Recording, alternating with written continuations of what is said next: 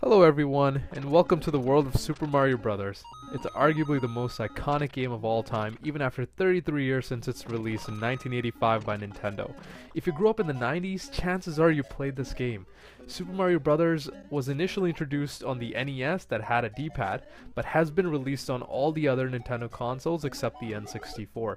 It's even available on PC through mods, recreations, and emulators. For this gameplay, we actually use a PC emulator because it allowed us to easily mimic a Nintendo controller and customize the keyboard controls for the best gameplay. It's a classic platform side-scrolling game, which is a subgenre in the action genre of Lindsay Gray's game types. Why it's such a classic example of the genre is because it relies on reflex responses, where the player typically controls a character who must navigate levels, collect objects, avoid obstacles, and battle enemies using weapons, power-ups in our case. At the end of the level, we must defeat a boss. That is usually the most challenging part, and Super Mario Bros. Is exactly this and much more. This is the story of the Mushroom Kingdom, a peaceful kingdom that has been invaded by the evil turtle-like creatures Koopa Troopas by using the black magic of their king, Bowser. They have turned the kind mushroom people into inanimate objects like bricks, stones, and even plants. The only one who can undo the spell on the mushroom people is Princess Peach, daughter of the Mushroom King. Unfortunately, she has been kidnapped and is being held in the grand castle of the great Koopa King, Bowser. After hearing the news, Mario has set out on a quest to save the princess and free the kingdom from Bowser forever. But it isn't going to be easy, as Bowser's forces will do anything possible to stop Mario.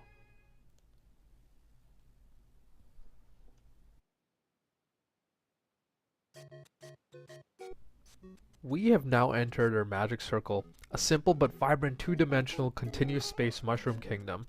The kingdom consists of 8 worlds with 4 stages in each world.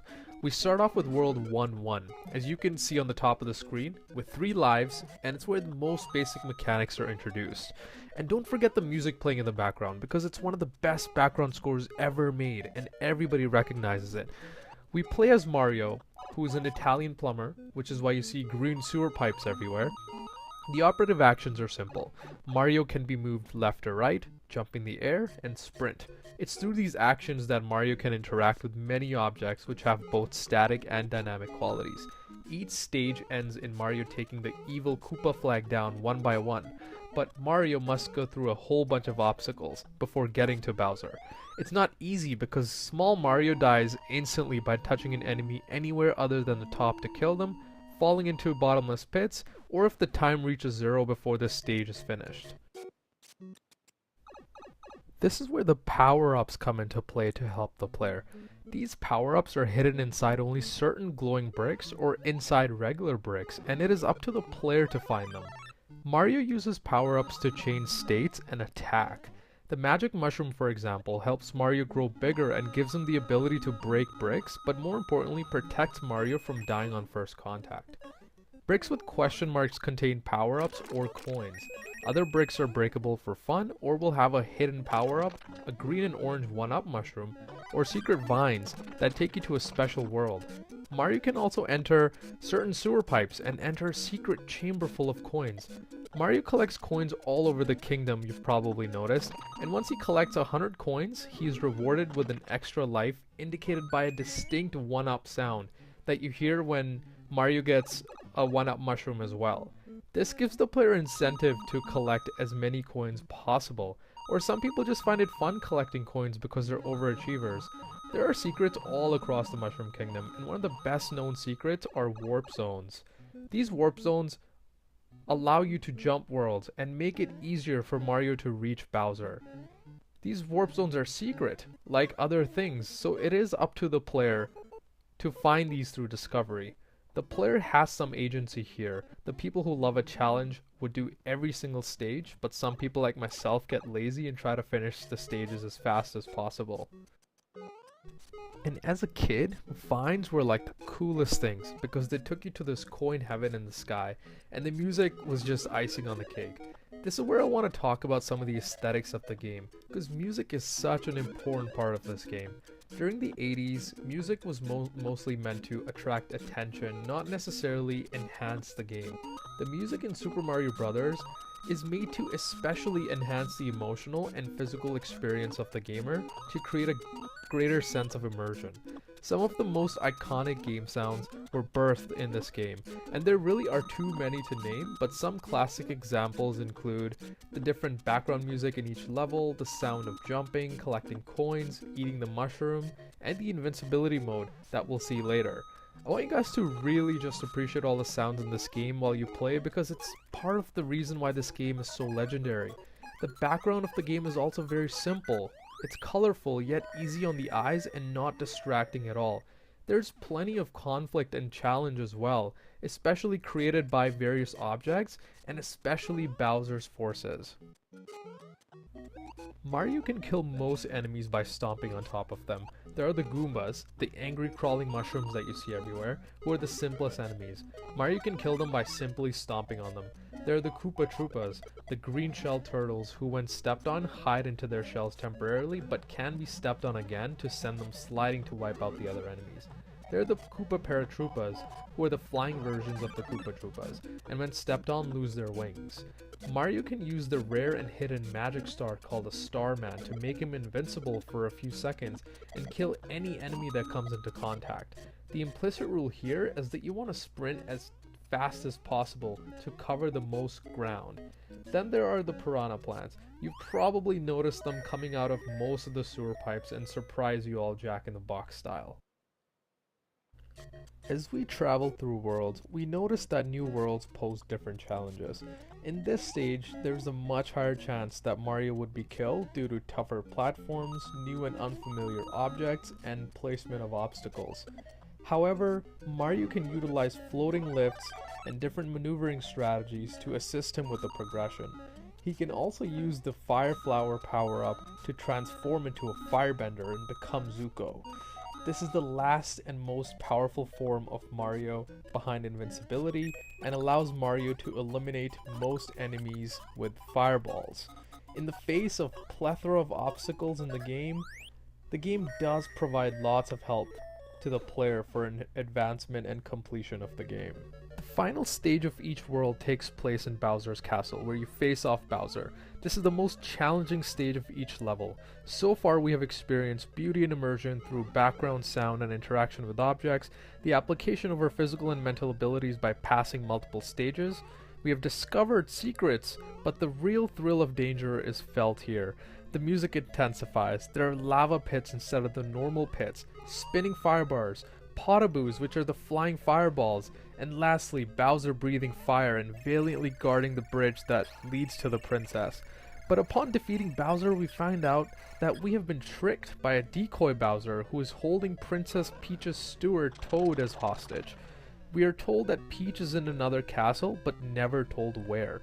This adds surprise to the underlying embedded plot as the player is left guessing until Mario reaches World 8-4, where he faces off the real Bowser and saves the princess. In our new world, we are introduced with yet another new but much more complex enemy. This time it's Lakitu, the happy but evil cloud who throws down spiny eggs that hatch into Spinies who can only be killed by fireballs. A small Mario simply has to employ the strategy to run through the level as fast as possible, as the only thing attainable in the level are coins. This is another implicit behavior that the player learns by playing the game over and over. And notice that each player in the game has had a name, a distinct appearance, and power. This is a very cool detail because it creates an enhanced fantasy and immersion effect by making each character memorable and giving context to the Mushroom Kingdom. Later we will talk about how the Mario franchise has used this to become so successful. The dynamics of the game are also simple but effective. The stages organically get tougher and tougher as you move through the worlds. Here you see how Mario has to jump across a very risky path with thin platforms and then face a chain of Goombas with very limited space to jump. In this situation, the player has to think and make a quick decision. I decided to use Mario's grown state to clear some of the bricks above me to create more jumping space. It is this emergent complexity that challenges the player mentally and physically and keeps the player wanting more. This is the same temptation a player faces when secrets are discovered, just like how I discovered another warp zone that would take me straight to World 5. There's actually another vine in one of the bricks here that takes you to the warp zone for worlds 6, 7, and 8 that we will see later. After discovering a few secrets, the player's curiosity is automatically piqued, and the player spends more time exploring and mastering the worlds. This is a very, very important aspect of the game.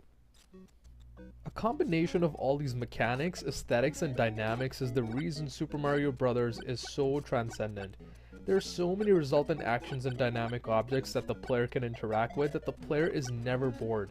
The game also appeals to all kinds of players by targeting almost all the gamer motivations from the gamer motivation model to some extent. There's a strong destruction and excitement component as the player is compelled to react fast and has the ability to destroy its surroundings to discover new things. The player is also challenged with different obstacles constantly, where strategy is key to master all the levels. There's also certainly a thirst for achievement for some players who want to achieve anything possible in the game. For example, collecting all the coins, finding all the secret areas and blocks, killing each enemy, etc. Lastly, the game immerses the player into a fantasy land that is hard not to fall in love with. Everything is appealing to the eyes and ears. Having said that, our eyes and ears point to another member of Bowser's army. It's a bird. It's a plane. Oh wait, it's Bullet Bill. The bullet that gives you super speed in Mario Kart. Unfortunately, in this game, Bullet Bill isn't so nice, but it isn't that fast either. It does, however, give Mario some trouble aerially. Oh, and who's that? It's one of the Hammer Brothers, being a nightmare to Mario as usual, and quite possibly being the most annoying enemy in the game. Here we enter another sewer pipe, but this time it's a rare water level. Trust me, as a kid, it was like catching a rare Pokemon, and my eyes would light up with excitement every time I played this level. The music made you feel at ease, as if you were away from all the chaos above, which is exactly how being underwater should feel. Although Bloober and Cheep Cheep definitely gave you some close calls and got your heart rate up for a few seconds. And we're back to the chaos. Just noticing the differences in each level makes you appreciate each level even more. Despite having so many objects, the placement of each object in the game is excellent. Not only that, but each object serves a purpose, either to enhance the aesthetics, the dynamics, or both. This also isn't a game that you play once and never play it again, because there's just so much to do. And after beating Bowser and saving Princess Peach in World 8-4, the player is offered a new quest in hard mode. In this mode, the challenges are much greater. For example, all of the Goombas are replaced by the Buzzy Beetles, the black helmet wearing immortal bugs that we will see later in the gameplay. Ground enemies walk faster, and certain platforms become shorter. There are so many ways the game continues to be technically interactive, but I want to focus on beyond the object interactivity, specifically the huge cultural impact that Super Mario Bros. Has had worldwide. There are very few people who have not heard of Mario, and it's become one of the most influential and best-selling video game franchises of all time. After its release following the '83 video game industry crash, Super Mario Bros. Was described as the game that saved the industry and started the modern era of video games. The iconic theme music, sound effects, its exploration and identifiability, and being the first real platformer all make the game very immersive. Nintendo has also found a way to expand the universe so nicely by going deeper into each character, creating new characters like Wario and Yoshi, and most importantly, making everything memorable. There have been sequels to the game, and I believe Mario has been featured in almost 200 games to this day. The game's also been adapted to animated TV series, animated films, and a live-action film. Many fan versions and mods have also been created, and gamers participate in the culture through multiple gaming communities such as Let's Plays, conventions, machinimas, live streams, you name it. For example, there's a live stream on YouTube where a guy literally beats the game under 5 minutes. Super Mario Bros. Has transformed gameplay and become a classic. I truly believe that a gamer needs to play this game at least once, simply for fun if not for a history lesson. Without Super Mario Bros., other classic games like Sonic would have never come into existence. The game has stood the test of time, and it is a testament to the mechanics and design that has made this franchise a success. With this, I thank you all so much for tuning in. If you enjoyed the video, let us know by liking or commenting below. Cheers and game on!